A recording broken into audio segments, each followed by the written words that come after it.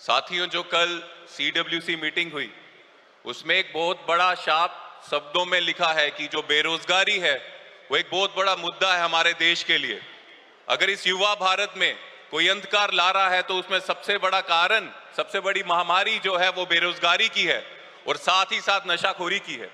पिछले 11 सालों में जब से ये बीजेपी वाले इस देश में आए हैं, जब से इनकी सरकार है, तब से बेरोजगारी सर चढ़ के बोल रही है, नशाखोरी सर चढ़ के बोल रही है। कोई भी सरकार सक्षम होती है अगर नशे को देश से या किसी भी स्टेट से खत्म करना है, अगर सरकार चाहे तो एक दिन में नशा खत्म हो सकता है साथियों, नियत चाहिए। लेकिन अगर ये बीजेपी वाले इन नशाखोरियों के, इन ड्रग्स डीलर के खुद ही बिजनेसमैन, खुद ही पार्टनर बन जाएंगे तो नशा बढ़ेगा ही जिस तरह से बढ़ रहा है, और वो नशा भारत के युवाओं के नसों में घुल रहा है। युवाओं का, भारत के भविष्य का खराब हो रहा है, भविष्य खराब हो रहा है। इसको रोकने के लिए हमें एक ऐलान करना चाहिए। जिस तरह से यूथ कांग्रेस नौकरी दो नशा नहीं का अभियान आंदोलन पूरे देश में चला रही है, मैं साथ ही साथ पूरे देश के युवाओं को बोलूंगा, आप इस अभियान में शामिल हुइए।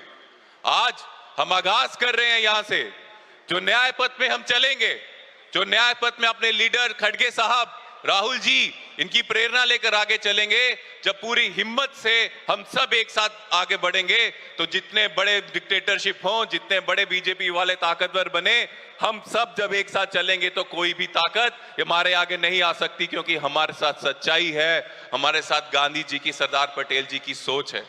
साथियों, एक तरफ यहां बेरोजगारी है, एक तरफ यहां पे नशाखोरी है, करप्शन है, महंगाई है, और दूसरी तरफ एक ट्रेंड निकाल के चल रहे हैं यहां पे जब से बीजेपी वाले हैं कि रोजगार तो दे नहीं सकते, साथ साथ पेपर लीक का एक नया ट्रेंड आया है। जब से बीजेपी वाले आए हैं पेपर लीक होना एक आम बात बन चुकी है साथियों।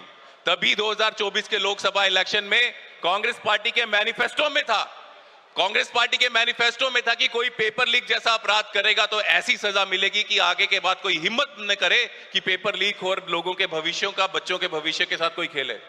आज क्या चल रहा है, वो लोग, वो बच्चे जिनके माता पिता के पास काला धन है, बहुत अमीर हैं और उनके पास पैसे हैं 20, 30, 50 लाख बीजेपी के नेताओं की जेब में डालने के लिए, तो उनके बच्चों को नौकरी मिल जाएगी, चाहे वो पेपर लीक से हो, चाहे किसी भी घोटाले से हो।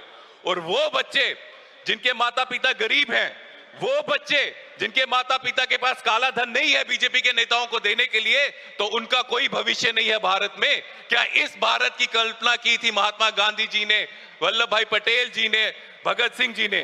क्या इस भारत के लिए आजादी की लड़ाई लड़ी थी कांग्रेस पार्टी ने? ऐसा नहीं होने देंगे।